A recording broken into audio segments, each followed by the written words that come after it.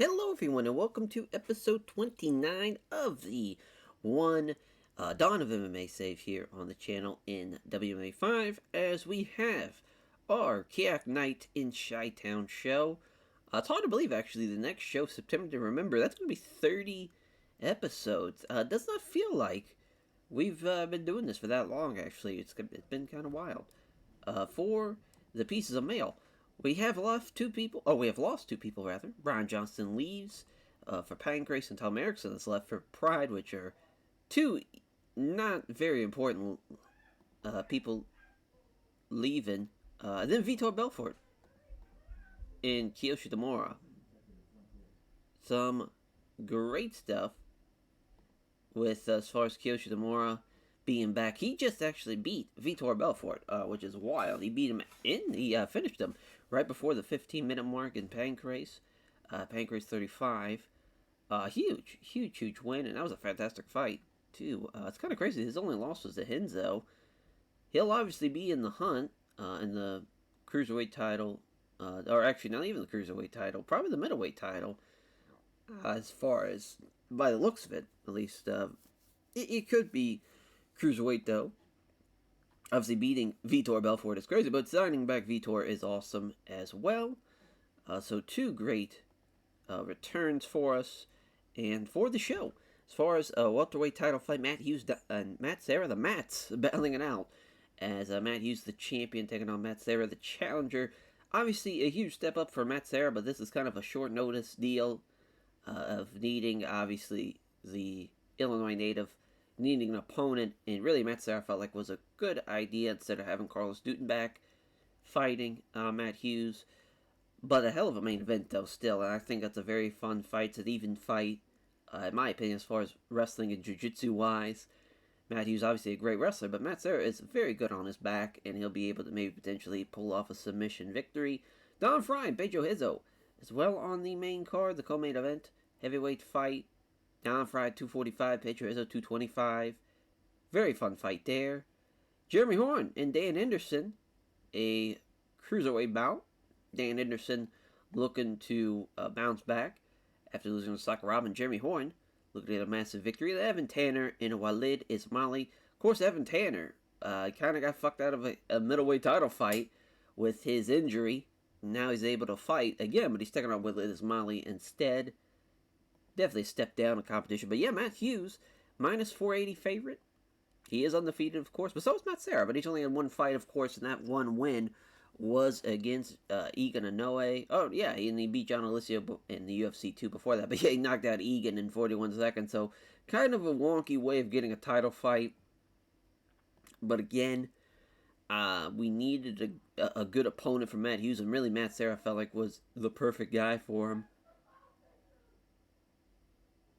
Then we got Matt Hughes, 5-0. Carlos Dutton won the Brogdon, Solomon, Cristiano Marciello. All good wins. Obviously, the one finish with Juan Baraka, but yeah, he really destroyed old Carlos Dutton. Carlos had some moments, but for the most part, it's all Matt Hughes. As for Don Fry and Pedro Hizzo, the Predator Don Fry, the Rock Pedro Hizzo, 5-1, 6-1. But both guys 5-1 in 1FC. As Josh Barnett is, of course, the one loss. Was the former champ. Till Barnett. Pedro Hizzo is 6-1, of course. But the Don Fry loss, of course, that was twice in one night, though, so you have to give him that. And obviously, with Don Fry, Pedro Hizzo, the return, very much needed after having both guys fight each other on the same night after already fighting. Pedro Hizzo, I think, has a really good shot here. He's younger. I would say, it's tough though. Don Fry's got so much power, so it's hard to say he's the better stand-up guy, Hizzo, but he's got the Muay Thai background, the shoot-a-box guy as well. It's going to be a fun fight. I think that's going to be the fight of the night. We'll see. But Jeremy Horn and Dan Hendo Henderson, as for Hendo, of course, a Team Quest guy. Jeremy Horn, already. This is going to be his 14th fight of his career, and only 23 years old. Very crazy. He is the favorite in this fight, too, which is also nuts. He is on a nice little winning streak, though. He's beaten Frank Shamrock, he's beaten Mario Spare, Ronald Sobral, Suzuki. Alan goes kind of crazy. His last loss in one was Sakuraba. And, man, that's just wild. And that was, lost by rear naked choke. If he's going to win this fight, it's either going to be by submission or decision. And for Dan Anderson, of course, lost to Sakuraba, got choked out by Sakuraba in the third round. Obviously, both guys losing to Sakuraba, so I think it's a good fight to kind of determine who really is the best between the two. Again, he's got so much power in his fucking hands. But a great wrestler, though, too, obviously. And it should be a good fight, though. I think it's a very interesting bout in that regard. Evan Tanner, Waleed Ismaili, 11-4, 5-1. Evan Tanner, no team for Waleed Ismaili either. As far as Evan Tanner is the clear favorite, though, minus 550. Of course, he was, again, second-ranked guy. He lost to Eric Paulson, but he beat Royce Gracie. And for the Royce Gracie win, of course, that was last year. He's almost been gone for half the year, basically, of 1999. Actually, literally the half of the year of 1999. And the long layover for him compared to some of these other guys. So it's nice for him to be back in the ring. And for Evan Tanner, taking on a Waleed Ismaili who just beat Melvin Manoff, who fought in March. An interesting fight, for sure, because I think, he's already fought Bustamante, he's fought Paulson, he's fought some very tough guys, but he lost to Royce Gracie. Of course, that was still Royce's prime, but of course we saw Evan Tanner beat Royce, so MMA math would already go to Evan Tanner's side. This is mainly just a fight for him to warm up before taking on Bustamante. But Rafael Carreno and Andrei Arlovski, very fun heavyweight fight here. Of course, Arlovski making his MMA debut. He is the favorite, a slight favorite over Rafael Carreno, and man, Carreno, he just lost to Pedro Hizo, which is not a slouch by any means. His other previous wins, the one win in one was Paul Varlan's. It was a very fun fight since those guys are two massive individuals. But Arlovski, the Pitbull Arlovski, of course, the Sambo kickboxing background, obviously brand new to the sport. He's given up 15 pounds.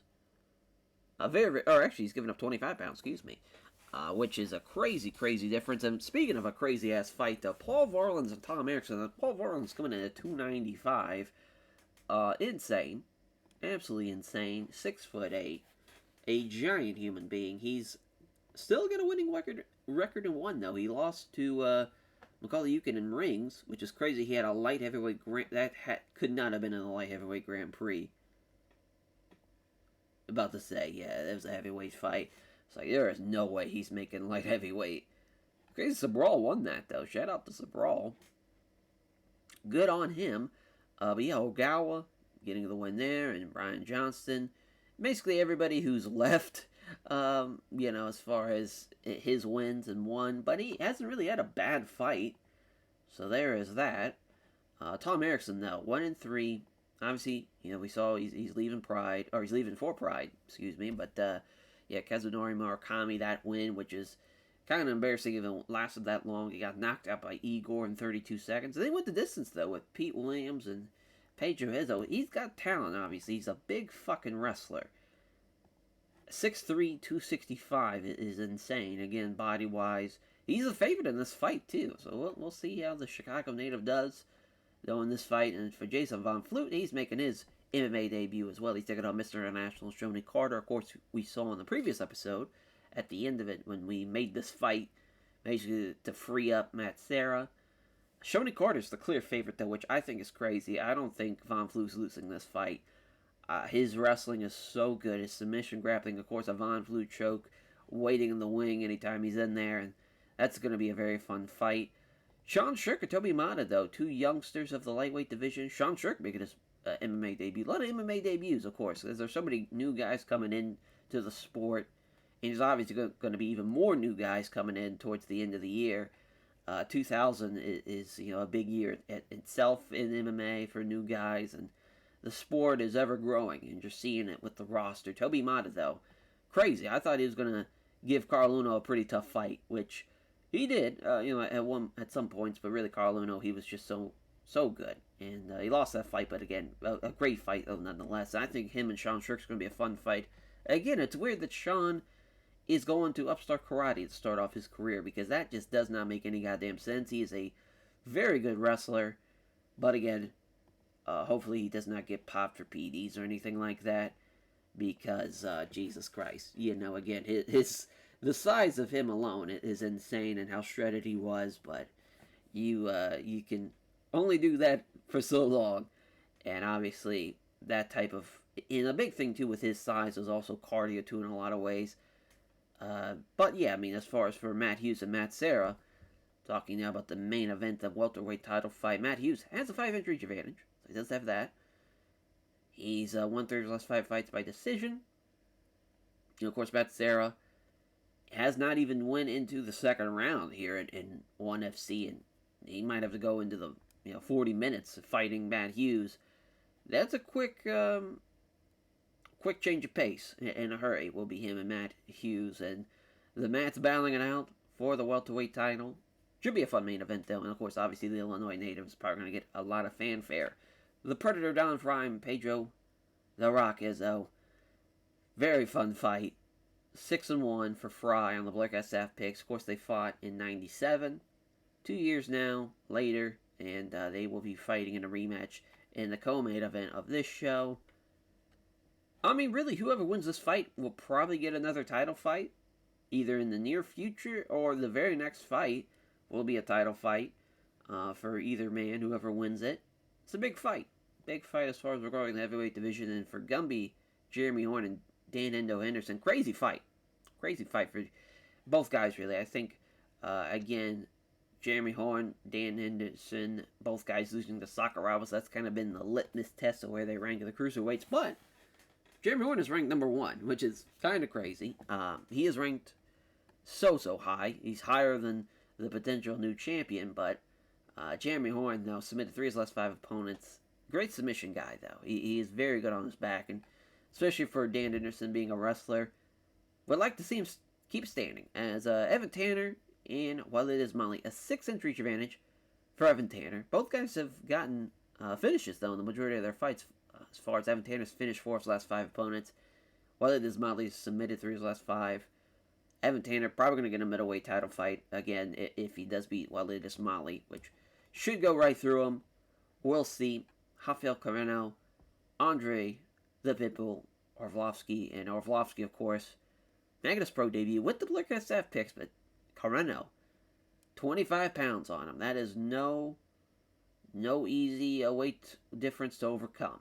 And we'll see if he can get it done, though, in his debut. And Paul Varland, we got the Polar Bear versus the Big Cat. A very fun fight. These two hosses in here. It could be a boring affair, though. That's the thing with those heavy guys. If it goes into the second and third round, we're going to be in trouble. But we have seen, though, in the past, as far as Tom Erickson, he's went the distance, and he still has pulled out good fights. Him and Pete Williams is a good one, so it is not too crazy. But Pete Williams is also a little smaller than Paul Varland is, obviously. Livewire, Jason Von Flue and Mr. International Shoney Carter. Von Flue, 6-inch reach advantage. Making his pro debut. Shoney Carter, though, the clear favorite, which is insane to me. I don't see how Von Flue's going to lose this fight, honestly. But Sean Shirk and Toby Mata. Now, this fight, I do think Toby Mata has a lot more in the tank for Sean Shirk. I think just stand-up-wise with his judo. He's a very, very tough guy, and he's fought a very tough opponent, Carl Uno, already. He's going to give him some problems. Big John McCarthy's referee, ringside judges here. And Sean Strick already coming with a 1-2, but doesn't hit either blow. Hits the right cross here. Now he's landing a right hook. Nice 1-2. He's starting to light him up a little bit. Oh my. There's that upstart karate training. Really laying it in now. Nice right hand. Caught him with a right hook. Insane. I mean, he's fucking him up. I did not think Sean Strick had this type of striking in his bag. Toby Mata still trying to get a chance to dart in, and he finally clinches him and he tries to sweep him. Oh no, Sean Strick's got control. Oh boy. Yeah, Toby Mata, big trouble here. If he gets both hooks in, it is it. Oh my. Well, the Muscle Shark, Sean Strick, just showed why he's a minus 550 favorite. I got that fight completely wrong. I thought once he got him in the clinch, I was like, alright, he's going to clinch him. He's got the clinch. He's going to trip him down, and that's going to be where Toby Mata starts to shine. Not at all. He stopped that takedown, took control, and suplexed his ass right down. Great performance. Great win for Sean Sherk. He might be a problem at lightweight. I mean, the way he was hitting hard, too, and his wrestling, he could give a lot of guys problems. Livewire, Jason Von Flue and Mr. International Shoney Carter. Well, I thought the underdog had a real good shot in our last fight. Maybe I'm really off tonight. Oh my gosh, Shoney Carter with the right cross the lanes hard. Von Flue misses the exchange. Shoney misses the big right. He lands the big right hand though there. Again, Von Flue has the reach advantage. I'm not seeing him really make a miss because Shoney's lighting him up. The Shoney's getting tired. There we go. Von Flue takes him down. Crazy the Shoney Carter's getting tired in about 4 minutes into this fight. Now he's got side control. Oh my. Not good. Is Von Flue. My goodness. Looking for mount. It's a scramble.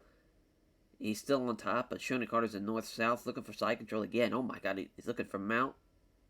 Can't get it though. It's another scramble. Yeah, and again, Von Flue, we're back in guard. He's still on top, but he's going to catch him out of this and probably go into something like a side control or maybe even go straight into mount. Oh, it's a scramble, actually. Oh, my. But he still comes out on top. Another scramble. Oh, my. Got side control again. And Shoney Carter is already... I mean, he did do a lot of wrestling in that round. But Jesus Christ. I mean, you're 170 pounds. You can't get tired in the first 10 minutes. Von Flue gets a hold of him. And he's going to get him right up against those ropes. But Shoney Carter gets out of it. Yeah, Von Flue's starting to get tired. I will say, they did work their ass off in that first round. And now he's coming up, looking to get him against the ropes. Knee strikes the thigh. Nice little hard stomp. Oh, wow, looking for the takedown. Not happening. Shoney Carter actually blocked that. Oh, nice short left uppercut from Shoney. Yeah, Von Flue. Oh, he gets the single leg. There we go. Well, he got the single leg. I don't think he's going to have anything happen to him, though, unfortunately. I think Shoney's going to try to smother him. Von Flue, though, he is still trying to pass. Another scramble. They both end up on their feet. And, boy, this is not going to be a great second half of this fight. Oh, my lord, though, it's not going to happen. This is a vicious right cross from Shoney Carter. Knocked him down. Could finish the fight here. He's going to hang on as Von Flue. What a great knockdown, though, from Shoney Carter. I thought he was out of the fight. Thought he was out of it. But he did a tremendous job. Jab at a straight right hand lands hard. There's a left hand on right cross that lands hard. He's really fucking him up. Oh, boy, Von Flue broke his nose on that one now. Nothing but air on the bigger right. Shoney's still tired, but he's landing some big-time shots. Boy, oh boy. 1-2 from Shoney fails to land, and that's going to give a chance for a takedown for Von Flue. He's still fighting. He is still fighting, but I think his success... Oh, my lord. Never mind. He's got his back. Both hooks in. That's it. Wow. Didn't get him. Didn't get him here either. Crazy. I can't believe Shoney Carter survived that, to be honest. I thought Von Flue's wrestling was a lot better. But it just has not been done, unfortunately for him. This fight's interesting because he looked great. And, again, if this was based off rounds, he's won round 1 and 3. But that second round, he knocked him down to Shoney Carter. He looked good. But, man, it's been a tough night for Shoney for the most part, besides that one bit of success. Yeah, now he's going to try and lay and pray, which I hate to see that. Yeah, there we go. He's passing now. It's a little separation here. Now it's a scramble. These two quick grabs him inside control. And it's crazy. Again, Jason Von Flue did not get the submission. We still got 5 minutes left, but I think both guys are exhausted, and I think both guys are not going to be able to really do anything. But Yamasaki's going to stand him up, and that's great for Shoney Carter. Lands the 1-2. Doesn't get the takedown, but he's going to probably take him down here now that he's got a hold of his leg. Yep. Got side control now. Looking for mount. He's got mount. Oh, boy. Big trouble here. Gives up his back. Well, I think it's a win for Jason Von Flue, but we'll see. Yeah, I mean, listen, I understand giving it to Shoney there for his one right spot, with him doing damage and knocking somebody down, but Jason Von Flue won that fight.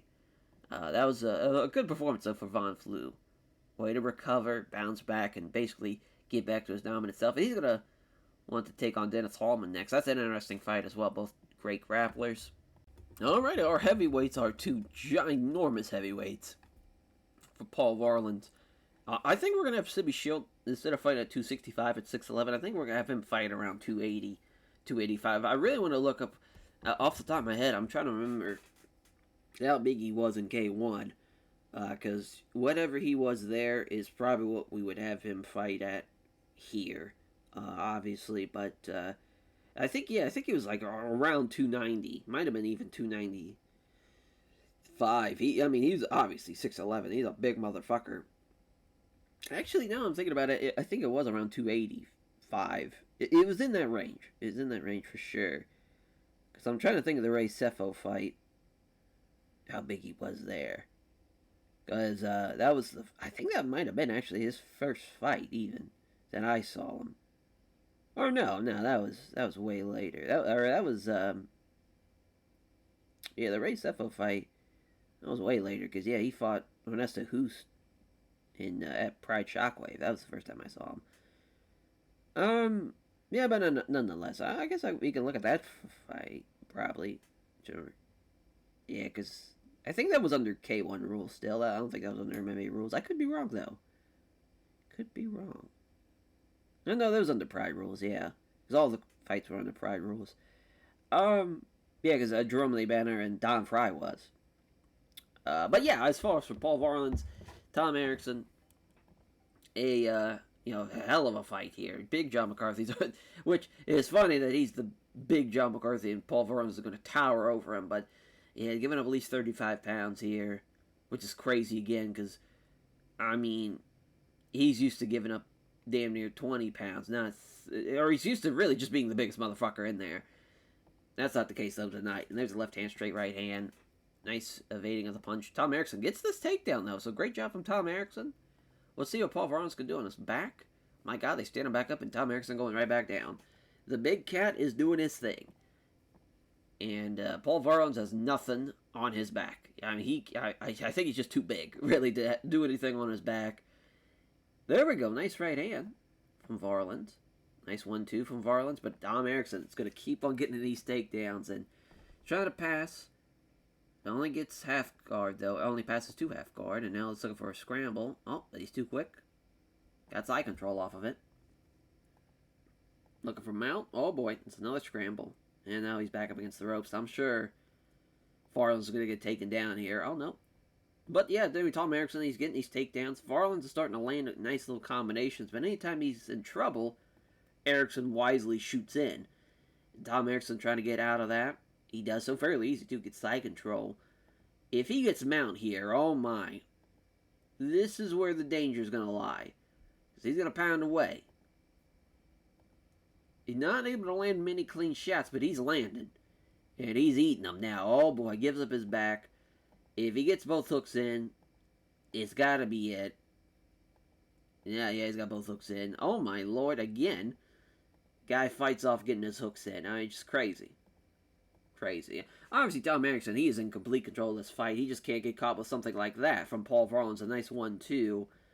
And Varland's still lighting him up with his shots. But just Paul Varland's cannot stop a Tom Erickson takedown. And there's a nice knee to the head. Jesus, Tom Erickson's really looking good going into his Pride fight. I mean, he'll be 2-3. Good on him. Hey, if he gets some wins, we'll gladly bring him back. But, oh, there we go. Varland's finally pushed him down. Oh, my lord. Went for the big knee, and that would have been a fight ender. But Paul Varland's might have fought his way back into this fight here. Oh, no. Erickson turns around, so now he's the one in control up against the ropes. Oh, Varland's gets out of that too, though. So now we're back in control with Erickson in the grapple, looking to get him against the ropes. Yeah, trying to smother him, but again, Varland's gets out of it. Both guys extremely tired. Yeah, Erickson's going to get this takedown there. And he's going to lie on top of him. Obviously, for Erickson, he just needs one more takedown in this next round, and he'll probably be able to lay and pray, which I hope doesn't happen. But for Varland's, he needs that one time, big time. There it is. Knocked him down off of it. Could he win the fight here? Oh, there's a big elbow. Holy shit, it's a scramble, though. Wow, he lost it. Unreal. He landed the big shot, though. He just didn't knock him out, but Big John's going to stand him back up. Big John knows. This is where the fight needs to be standing-wise for both guys. And Erickson knows going to get this. Oh, no, Varlance again fights it off. Erickson's got down in position on grapple, though. Again, pins up against the ropes. But again, Varlance is fighting hard. He knows. He rocked him. He dropped him. It just takes one more big shot. There it is. Rocked him again. Oh, went for the big right hand.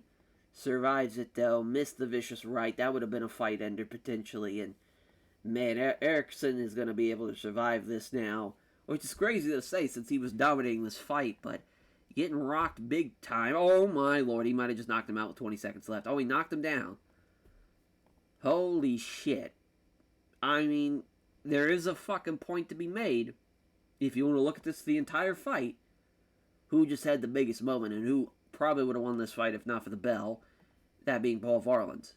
Damn. They all gave it to Tom Erickson. Well, that's a tough loss. But that was a great comeback for Tom Erickson. Or for Paul Varlance, rather. Jeez, Tom Erickson, as far as, again, did he get tired potentially? Perhaps. Those last rounds, he was not really getting a lot of takedowns. But, man, Paul Varlance fucked him up at the end. And that was a great showing. I mean, fair fucks to Tom Erickson, though. He didn't get knocked out. He got dropped. He got rocked a couple of times. He held in there, though. As our prelim main, Andrei Arlovsky, Rafael Carreno, giving up at least 25 pounds, is Arlovsky. He's not touching gloves either. He's coming in hot if he lands a big 1-2. There we go. Got him in the corner. Nice feint. Oh, boy. Right hand that lands hard. Arlovsky hits fucking hard, too. Oh, my Lord. Rocked him. Drops him. Gonna finish him here. Yep.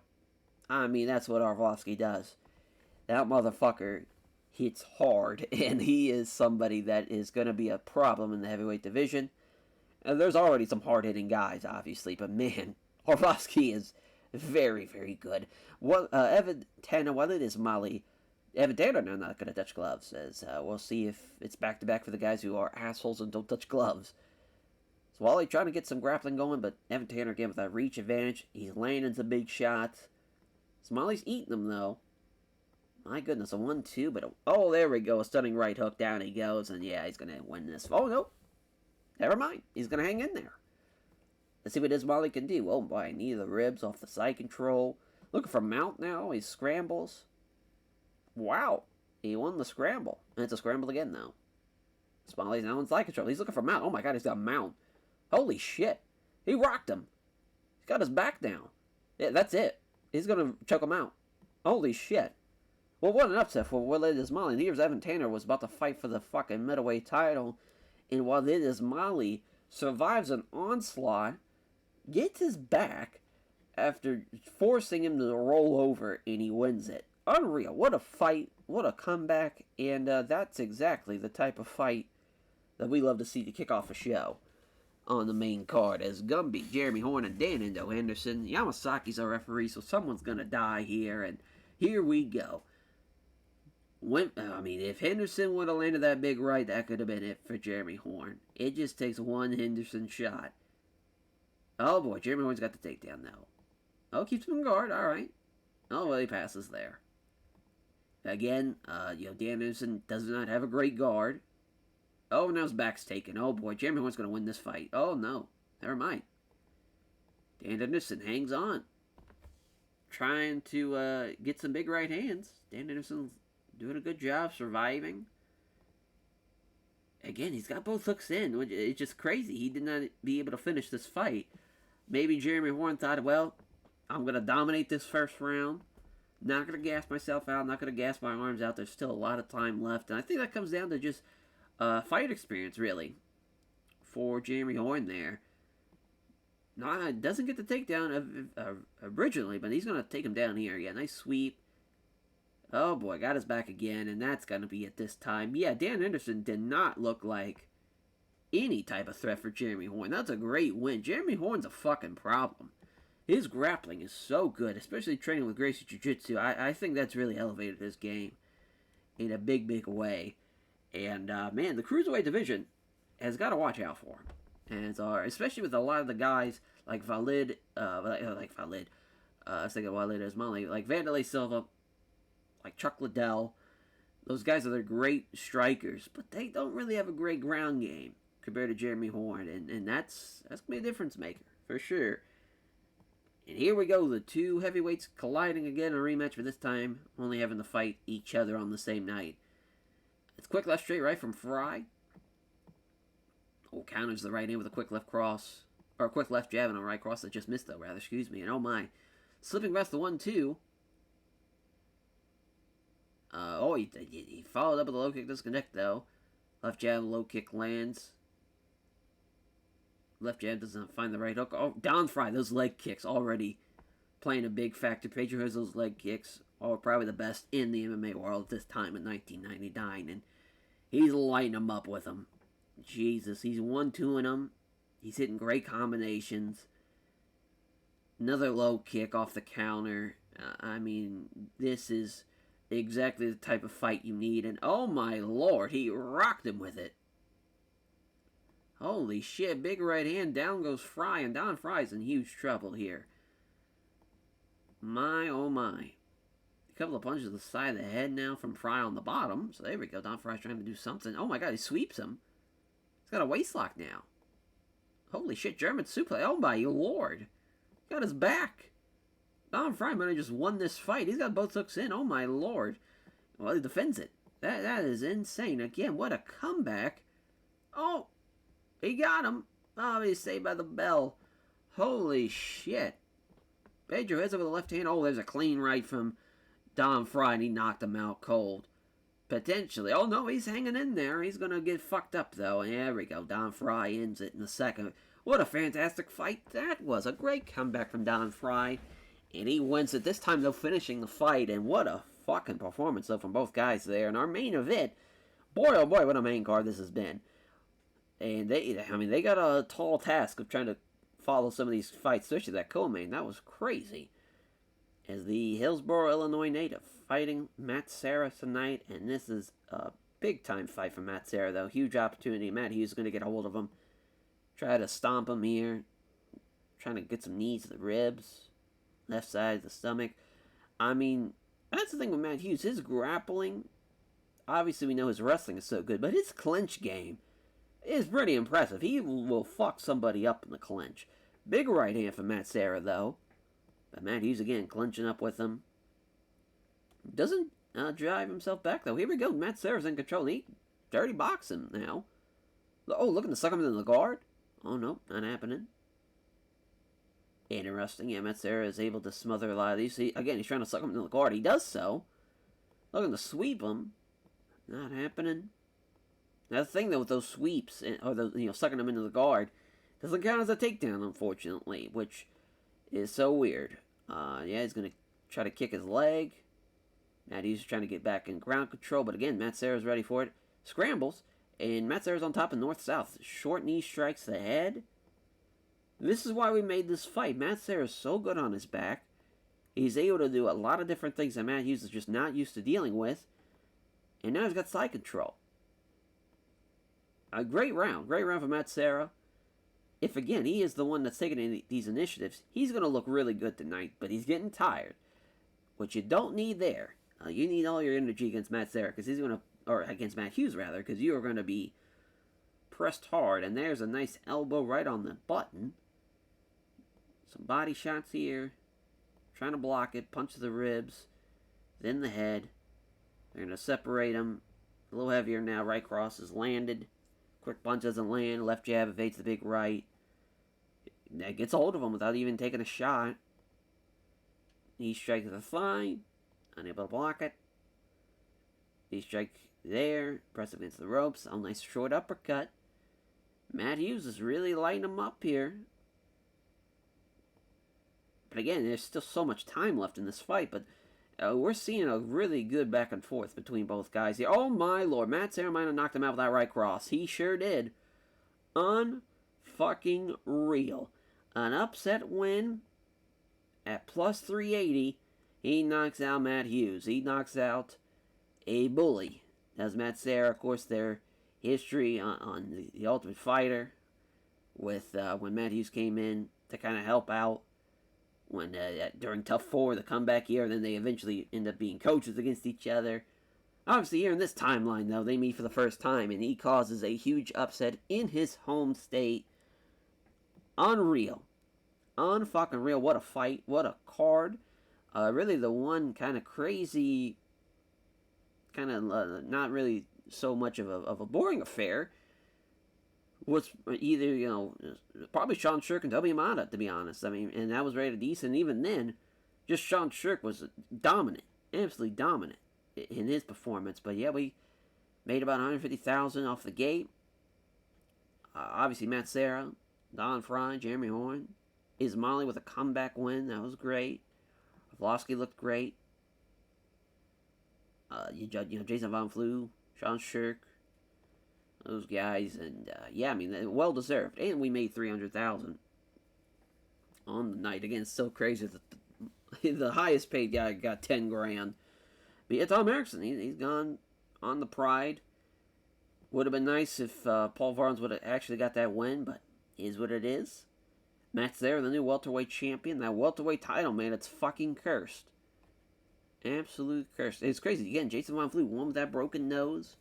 As well, Shoney Carter. I wanted to do the fight with Matt Hughes, but now that Matt Hughes is the champ, it really makes no sense to have him around. We probably are just going to let Shoney, probably let him go, honestly. I mean, we might give him one more fight just for the sake of letting him fight it out, but 5 fights, 1-4, I think we should just cut him, to be honest. Yeah, we might as well. And we cut him for free, so that works out. But yeah, it's crazy. Again, Dan Anderson's on a losing streak now, and yeah, September to remember. Chuck Liddell, Vanderlei Silva for the Cruiserweight title. The winner takes on Jeremy Horn in his first defense. As far as Carlos Barreto and Alexei Oleinik, that's probably going to be on the prelim, honestly. But again, our prelims are pretty stacked. Gary Goodrich and Pete Williams is a fun fight. Yves Edwards, Takanori Gomi's a good one. Travis Luter making his debut. Mikey Burnett's going to be fighting a lightweight. Maybe Sean Shirk. We'll see. Masakatsu Funaki and Guy Metzger as well as on that card. Barreto and Oleinik might get pushed back. It might get pushed back to the Brazil card, honestly. That's happening in November. Which, yeah, we got to have a Gracie fight. The final chapter of 1 versus Gracie Jiu-Jitsu. But yeah, that will do it, though, for this episode. Thank you all for watching, and we'll catch you guys next time for a September to remember. Thank you. Take care, everyone.